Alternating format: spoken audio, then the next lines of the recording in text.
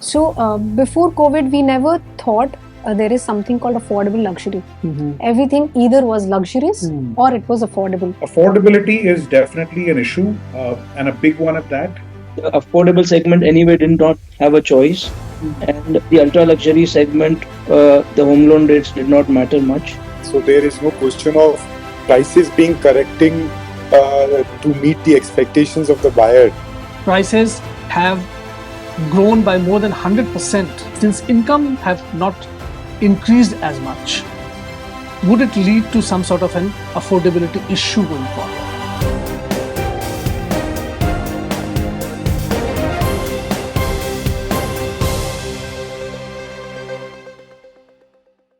Last couple of years has seen a massive turnaround of sorts in real estate. There has been a boom, especially in the premium and luxury real estate segment.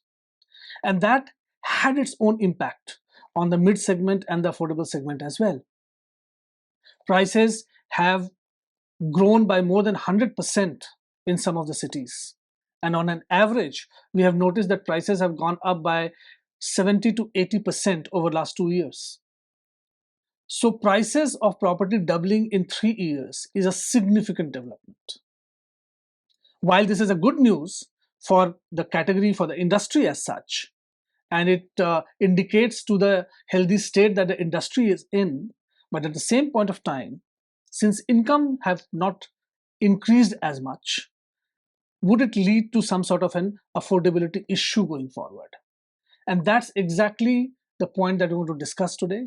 A very, very pertinent and important subject for all our viewers, whether you are looking to buy for your own use or whether you're looking to invest in a property.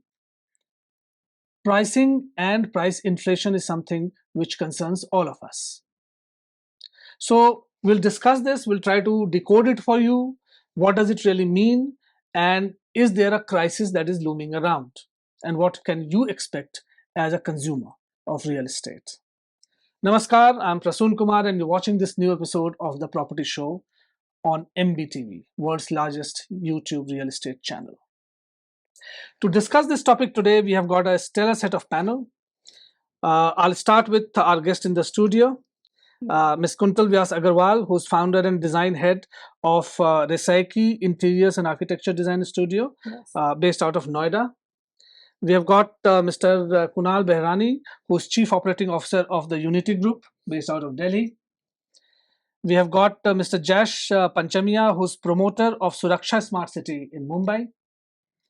And we have got Mr. Sanjay Daga, who's founder and CEO of NX Advisory, based out of Mumbai. Welcome, everyone. Thank you so much. The point that I was making, and let's start with this point, some interesting stats over there. The property prices in metro cities, if you talk of Delhi, Mumbai, Bengaluru, Hyderabad, Chennai kind of markets, they have appreciated by more than 80% over the last 2 years. And if I increase the time horizon to 3 years, it goes up to over 100%, right? The prices in the tier 2 towns have also seen significant rise in this period. So while there was a definite turnaround of sorts in real estate after COVID, and there was a demand for larger houses, larger spaces, and that obviously led to a segment getting created where people were wanting to invest in a house which was bigger in size, therefore ticket sizes were higher and so on and so forth. But over the last 1 year or so, there's a lot of supply that has come to the market now. A lot of construction that were happening in and around COVID period, they have got realized now, and a lot of supply has come to the market. But this supply has not really cooled down the prices. Right? The prices have stayed where they have been, and even in some cases moving up northward. Now, this is a very interesting phenomena where excess supply or extra supply also has not led to the stability in prices. So why is this phenomena happening? We'll first try to understand that, right? Let me start with you, Kunal. Why do you think, in spite of so much of supply coming, prices still continue to go northward? Well, very honestly, I'll come straight to the point. Uh, One, the supply is definitely increasing. Uh, people are still vying for projects which are in the luxury segment. People are still vying for, or rather queuing up in long lines. So supply hai, but at the same time, there's demand for a particular segment which is increasing any day. Affordability is definitely an issue, and a big one at that. Anywhere for that matter, we've not seen salaries grow, many folds or 100% in the last 3 years, but for sure the real estate prices have gone up. Basic calculation when it comes to a home buyer. Now, let's say a home buyer was there who was looking at buying an apartment worth. I'm talking about the Delhi NCR market right now. So if I was looking at a bracket of about 2 to 3 crores, it's very hard for me right now to find any kind of housing in Gurgaon. I might have to go to parts of Sona Road, or I might have to go to the New Gurgaon के आगे जाना पड़ेगा, या फिर I'll have to go to if I'm looking at Noida, then I have to go to Greater Noida. I would not find a lot of choices in Noida, or for that matter, the proper Gurgaon that you see. So for sure, things have gone beyond a regular home buyer's thing. And अगर एक छोटा सा calculation लेते हैं in terms of the home loan, आपका जो affordability home loan की है, या आप कितना मिल सकता है home loan. So if a husband and wife were earning about 50 lakh rupees in a year, they can possibly get about 2 to 2.5 crores ka home loan between themselves. I'm talking about two people who are salaried. Now, for a person like this, 2.5 crores ka home loan, they will not be able to afford a house in Gurgaon right now, or for that matter, even in Noida for that matter right now. Okay, so this is definitely becoming a big issue. I don't know how long it will sustain, but I've not seen even once the property prices going down, as in down. Okay, they might stabilize for a bit. They might be remaining in that same bracket. Like if something was selling at 20,000 rupees a square feet, it might start selling at 19,000, but it won't go to a 16,000 or a 15,000 or 14,000 rupees a square feet. So I've not seen that happening in the last at least 15 to 16 years of my real estate career. Okay, Jash, coming to you in MMR, therefore, do you see a similar trend happening where prices are hardening as much as they are hardening, or and what do you think is driving this? So I'll break this question into two parts. So what is happening is that right now we are analyzing a general trend very statically, but every market has its own dynamics. So post COVID, there was definitely a big surge in real estate demand. So there are multiple factors. One is post COVID, then came the stock market surge. Then there was during COVID times, the interest rates were very low, so the home loans were more affordable. Now, as you see, uh, as home loan rates became more expensive, the mid segment suffered the most in terms of buying decisions, because the affordable segment anyway did not have a choice, and the ultra luxury segment, the home loan rates did not matter much.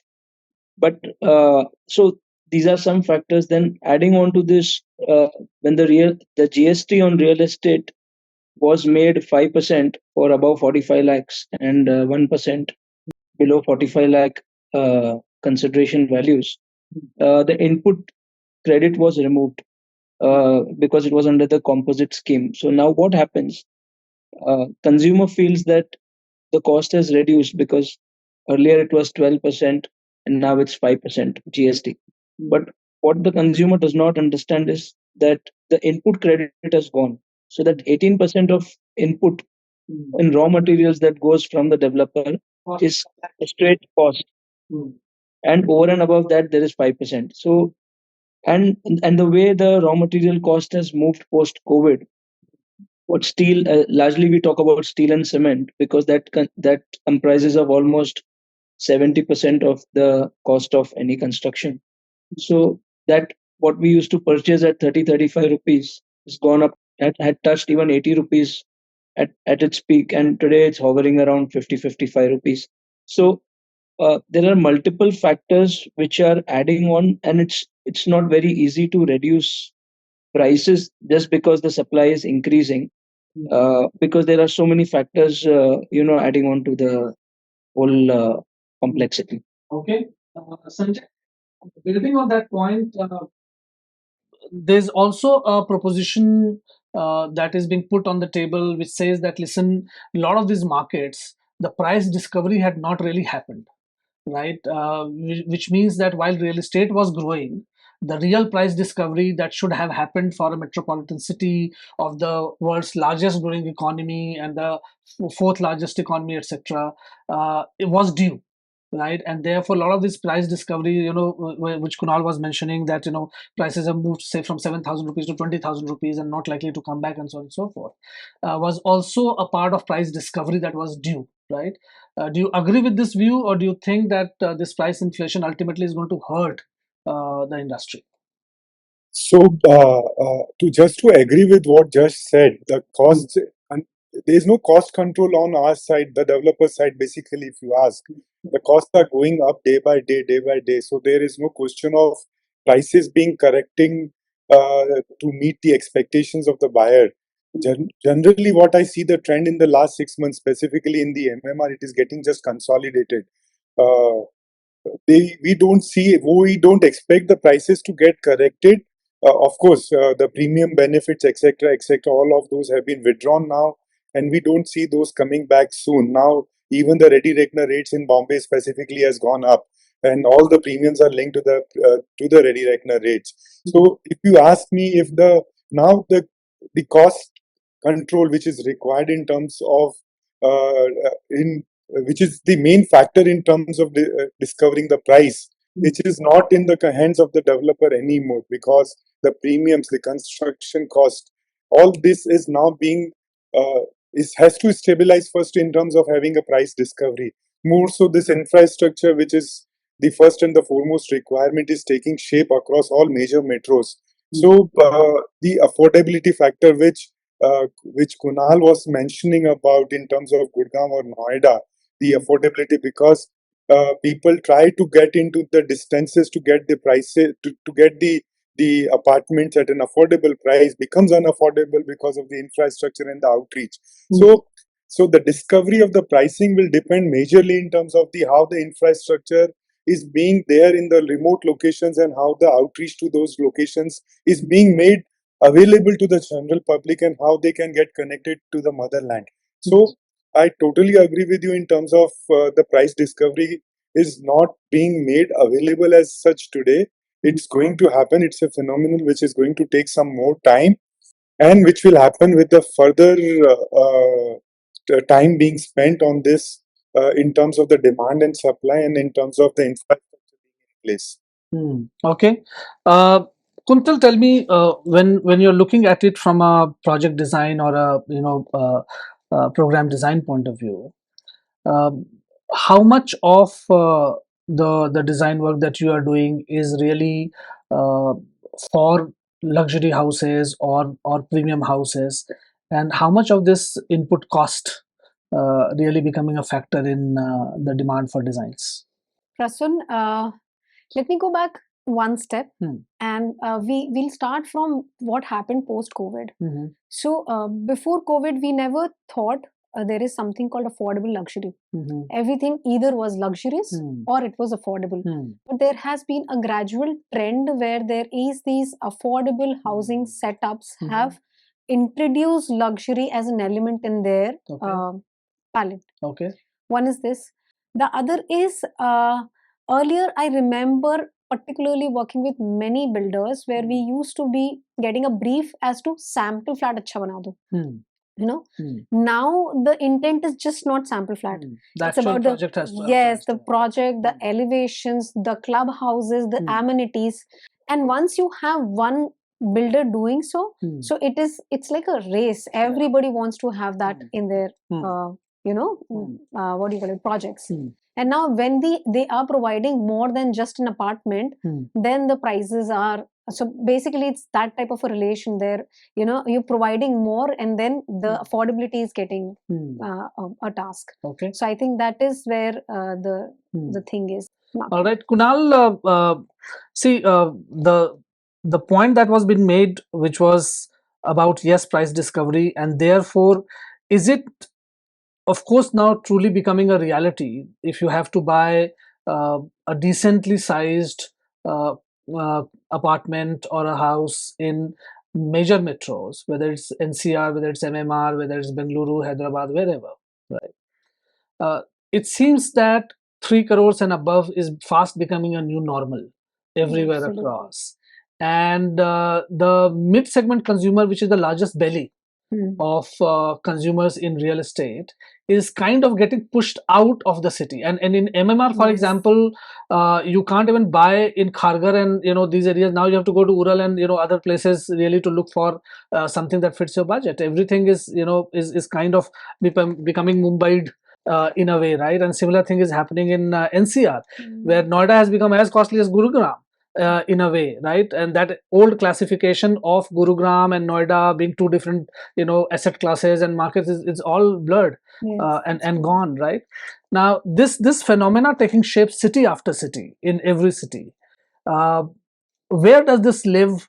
A normal, hardworking, middle class buyer who was the backbone of revival of real estate, who has the aspiration, who is demanding a lot of new things. And because people who can afford luxury, they don't care, right? I mean, there's no problem statement there, really, right? But this segment, which was aspiring to improve the lifestyle and therefore wanting to buy condominiums and get into better lifestyle, all of a sudden they find it out of the reach, right? So is this something that will lead to also some sort of a negative spiral for the industry itself over a period of time? I don't see anything negative happening, but at the same time, I see something maybe brewing up. Maybe there would be a demand for rental housing which goes up, because if I cannot afford to buy a home for myself in the city, I would possibly look at rentals.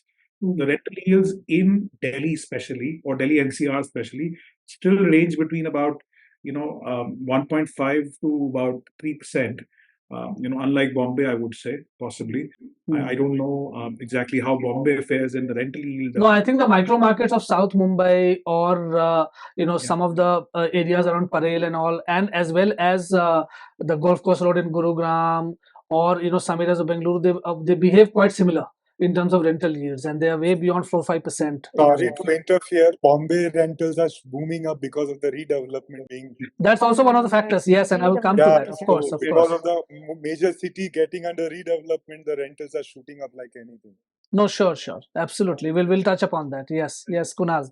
So all I see is that the rental yields would definitely be there.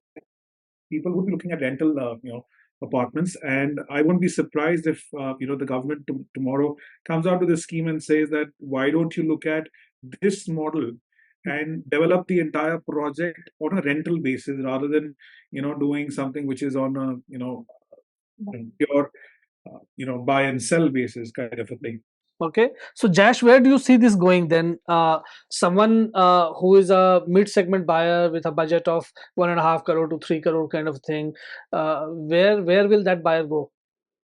Whenever we say mid-segment or low segment or high segment, or we say luxury, all these terms have become very subjective and micro-market centric nowadays. Of course, yeah. So since we have project in Mumbai as well as in Noida, so what difference that we see is that in Mumbai, obviously land is the most critical component when it comes to any project, the land price.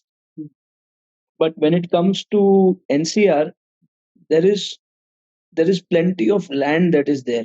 So what has happened is that Gurgaon has developed very fast, even faster than you would have expected Delhi to match up to it, but largely thanks to the DLFs and the M3Ms. And now what is happening, the trend is that Gurgaon portions have become unaffordable and people have started moving, as Kunal rightly said, to either Sona or Dwarka. And we see a lot of movement towards Noida as well, because Noida effectively is a very planned city compared to Gurgaon and Delhi, and the rates are still not as high. So people get larger spaces. So this has largely been the trend, right? If you have seen in MMR also, people have moved from south to central to north.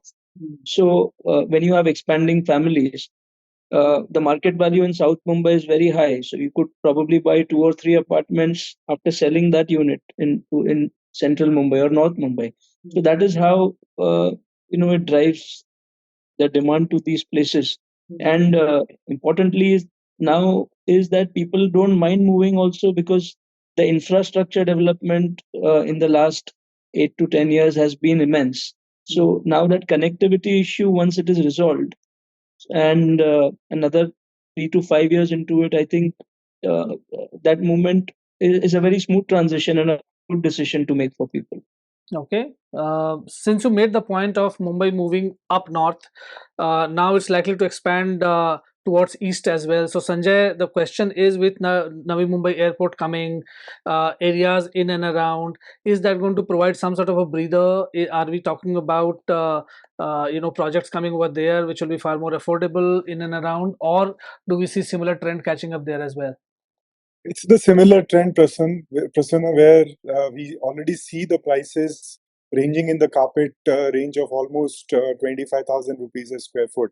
So I see that trend to continue because again the SIDCO is the main developing authority there, and the auction prices, the land auction prices is the highest currently, which has recently taken place, and I don't see that cooling down so soon. So again, the affordability issue persists in even Navi Mumbai region, and I see that to continue even after the Navi Mumbai airport opens up. Okay. So I'll just add to that. So Navi Mumbai, you cannot call it affordable anymore. Any parts of Navi Mumbai, Exactly. even Mumbai 3.0, I would say it is a story where I don't see it as a solution towards affordable development, but it is more getting towards an ecosystem by itself. And there's a huge development potential there where eventually commercial social infrastructure will come in because of the airport, and it will be an ecosystem by itself where again the developers will try and cater to all sorts of target segments, right from affordable to luxury. So I don't think a Mumbai 3.0 is like an alternate affordable solution. It is another market being created. Those will be mini townships in itself, actually, if you ask. And in fact, better planned townships than what we are seeing right now. Kuntal, as you mentioned that more and more projects that you have been designing and the requests that have been coming require best of amenities, they require best of materials to be used, they require best of presentations, etc. to happen. What could be a possible solution from a design point of view for, in a way, cooling down the cost and therefore the pricing? I think in general, the market and the association of luxury as a brand, and the perception, I think it's very subjective. But if that goes, and it's not only subjective. Luxury is the most overused word. Exactly. In real for estate. for earlier, luxury flooring per se is in Italian marble, but now there is a trend where consciously we are trying to have local sourced stuff, and we are portraying it as more earthen. So the visuals and narratives have been changing, and that ways you can encash, you can have some affordable materials in the kitty, and then you can make little bit, but that number is very normal, as in it's very insignificant in proportion to the amount of money is required. As I think Jash was saying that the cement and steel and all these pricing, the land value is so much that anything on the affordability level on the facades, on the designing level, would not mark it that much, as in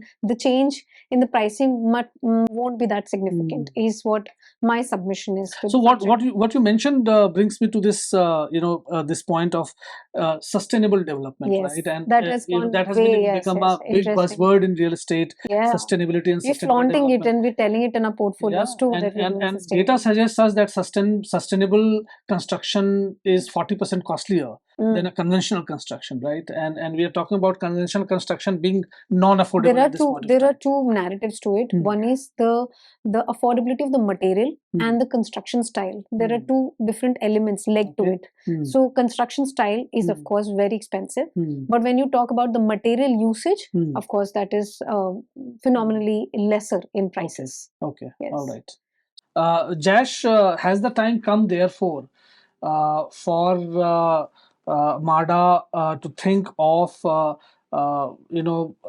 compulsorily making affordable housing in every smaller micro markets of MMR, so that the composition of the city remains a little more democratic than otherwise? So there is no, what happens here is that government, whether at the state level or the central level, they do come up with initiatives for giving affordable housing a push. So Pradhan Mantri Awas Yojana, just to give an example, was actually a very good scheme which we have worked on, and people have we have got very good footfalls for in under this scheme. But what happens beyond a point is that, as I mentioned in the first point, that the cost keeps rising. The regulations or the rules, that govern these schemes are not foolproof. Uh, for example, that uh, if I have approved a project, like we have approved a project under PMAY in 2021, a financial year, and the pricing is set by the authority that I have to sell it at this price. Now, if it's a small project, it's fine. Within 1 year or 2 year, you sell it. But if it's a township like what we are developing currently, what happens? The fixed price cannot be fixed for 4 to 5 years down the line, right? So today there is no provision under the scheme to get a price revision, as the costs have gone beyond the price. So there are many, regulatory policies, initiatives, and so many factors that have to go into such kind of zones that you talk of, creating affordable housing zones, or even if you make it compulsory. Today it might be affordable, like Mumbai 3.0. It was affordable up to a certain point. Now slowly it will get beyond affordability. So that is the trend, how it moves. If it has to be really affordable on a long term basis, then it's not only about creating those zones, but also about regulating, incentivizing developers enough, incentivizing buyers enough. So it runs right from cost of FSI to subsidies to interest rate waivers to GST waivers. There's a big hit to the government revenue, which they will have to take in their stride to make this happen in all practical sense. So this is more of a policy level decision there. For Kunal, could Gurgaon, for example, or Gurugram, for example, have developed in a slightly different way, where Golf Course Road extension, and other sectors, whether it's phase 1, 2, 3, and beyond, would have accommodated different asset classes, price bands within the city planning itself? Could that have been a far better approach, or do you think the market forces led approach, where demand and supply kind of decide how a market develops or a city develops, is a better approach going for development of a city? If you were to take me back in time, of course, I would say a planned development like Noida today, would have been a better thing to do. Like Noida is way more planned than Gurgaon, and I don't have any qualms in saying this. But Gurgaon is way more acceptable to anybody, whether it's affordable, whether it's luxury, whether it's ultra luxury. People would want to go to Gurgaon and not to Noida.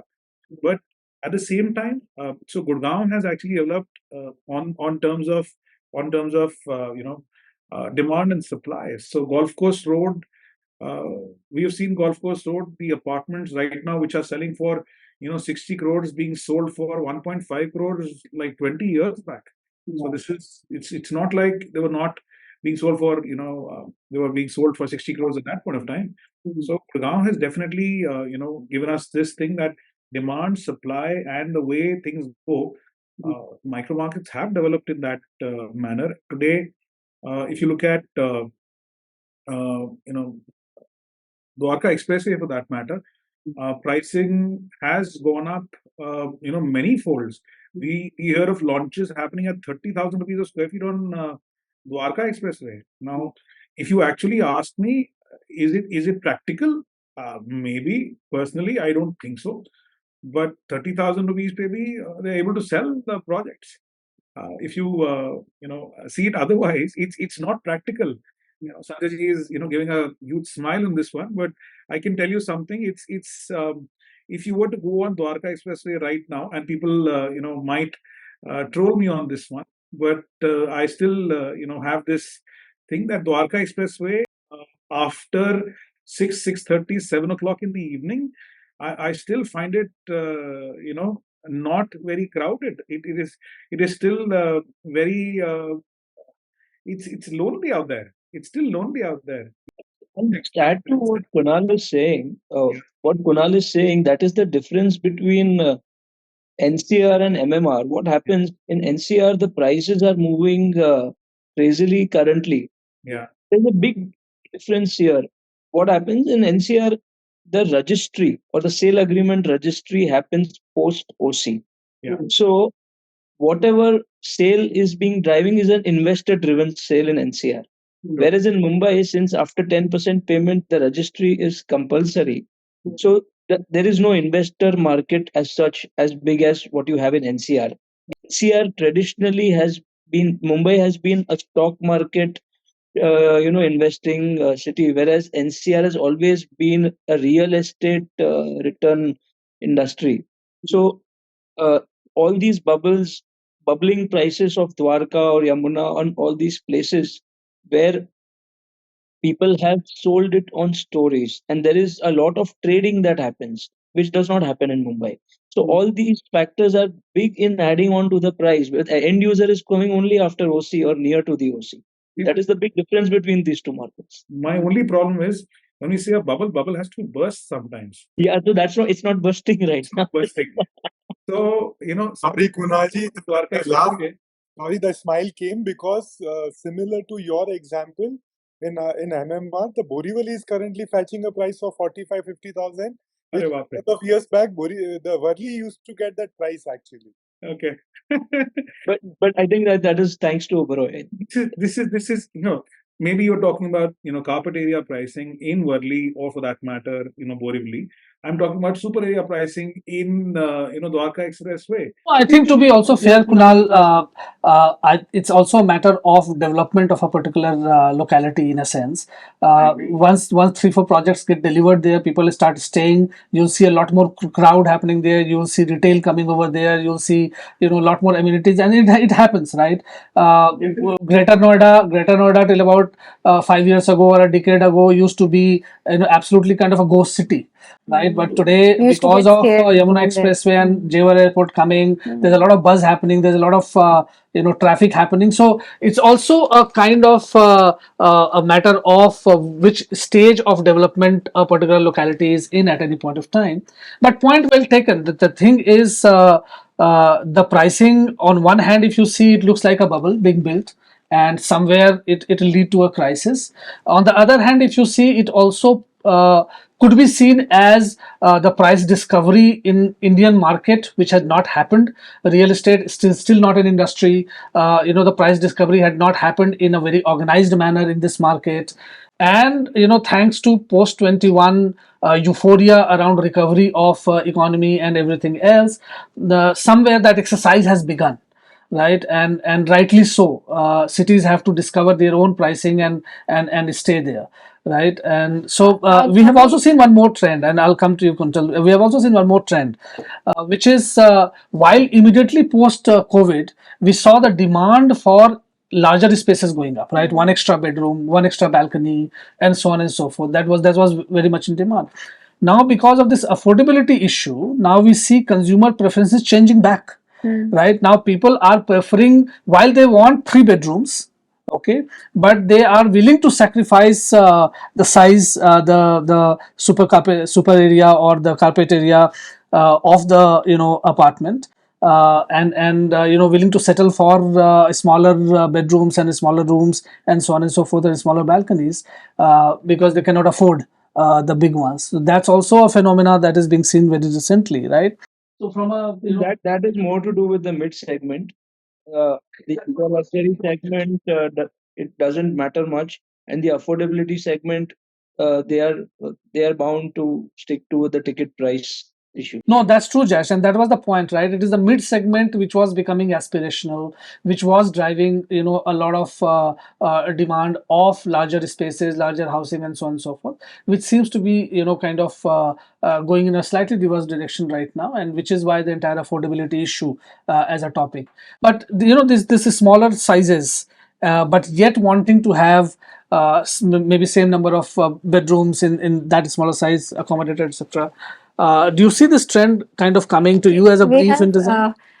To continue with this, we have seen a very different movement Okay. in the people who are wanting to have this. I don't know how much of you guys know about being couples. They have double income and no kids. Yeah. So I think around us, if there are 10 clients in 3 months per se, there's 7 of them are like that. Okay. So when they want to have a space which is affordable, but how are they compromising? They're breaking up the central wall, making 2 rooms into 1 room, making it more expansive. So the projection and perception of having a bigger, larger space in a provided normal affordable space this is the way they're meeting it out. This is one of the thing. And also I've seen rental renovation projects, they're really picked in. So earlier purana ghar hai and they used to not invest, या rent पे हैं इसलिए they're not investing, but now they're doing absolutely everything in that rented accommodation and having a good lifestyle. So I think if they can't afford a new house in a new apartment or a township, they're getting to an old township and renovating it properly so that they can have their best of lifestyle. Yeah, lifestyle. Yeah. Okay. So this is a general thing. Your point about Dink also, I remembered something. I was hosting another panel with interior designers, and they told me that there's this new concept in Singapore which is catching up fast in India as well, which is called ready-to-cook kitchen. Yes. Right, and your kitchen will no longer be as elaborate and everything as the way Indian kitchens used to be. They'll just be basic, ready-to-cook. Kind of kitchens and occupy very, very little space. Yes, just and therefore optimizing. So interesting trends coming over there. Jash, tell me redevelopment in Mumbai. Once the redevelopment, though it's a long haul, but once kind of that happens, do you think it will help settling down prices somewhere, or it will have no impact? Settling down prices, I don't know, because redevelopment by itself is a very costly affair, because firstly you are dealing with so many redevelopments around. Even the sale velocity from market to market varies. Like, for example, if you talk of Matunga market, some high profile developers, I would not like to name right now, have launched at 75,000 and they had to come down to 65,000 to convert sales, because there are local and regional very strong developers competing with them, and they're doing better than these high profile developers. Only the good thing about redevelopment is that it is pushing the rental demand to another level, where people do not want to compromise and go to some other area to stay, and within the area there is only a limited inventory which can go for rent. So apart from that, redevelopment overall helping to settle down, I'm not very sure how is that going to happen. Okay. I think the land price is the same, as in you're just reconstructing in the same way. So I think the construction is costlier. It's modern and it's Yes, Sanjay. I would like to add here, the prices will become more realistic if you ask me, because we have a limited scarcity. We have a limited land in Bombay. There is a scarcity of land, and this opens up more potential because we as advisors and consultants morely focus on redevelopment, and we see that prices coming to more realistic pricing rather than the pricing which are more unrealistic today.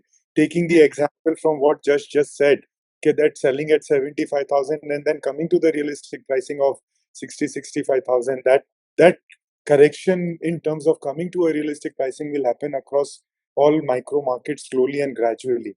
This is what all I also feel across markets going to happen, and I see those prices coming realistic in western suburbs also, and in suburbs like Worli, Bandra, Juhu also actually. All right. So in the end, I'll come to each of you, starting with you, Kunal. Next 3 to 5 years, where do you see prices heading? Would it head northwards? Would it settle at where it is? How? What is your prediction? So in a 5-year horizon, I still see them going up.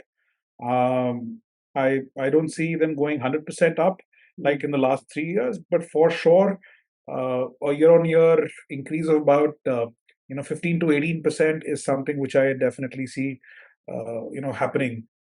People who are thinking that the market will go down, sorry, it will not go down. So if you want to buy, the buying time is right now. Possibly, 5 years down the line, I see that the affordability crisis that you're seeing, um, I don't think we will be even talking about it, because उसके बाद हम बोलेंगे कि it is unaffordable rather than affordable का word भी नहीं होगा, it will be unaffordable for a middle income person to buy anything in the normal NCR segment, or for that matter the MMR segment, is what I feel. Okay, Jash, what's your take? So I would say the trend is definitely upwards. The percentage upwards will vary across segments or across cities, even within the pockets in the cities. Okay, all right. Sanjay? Positive trend, upward trends. In the near future, I see a consolidation to happen. Velocity might get affected in the near future with this consolidation, but I see an appreciation of on an average between 5 to 12% year on year going forward. Specific micro markets may see a correction because the prices have gone beyond the realistic pricing. Those corrections might be factored in, but overall positive for next 5 years. Okay, all right. Kuntal, your take?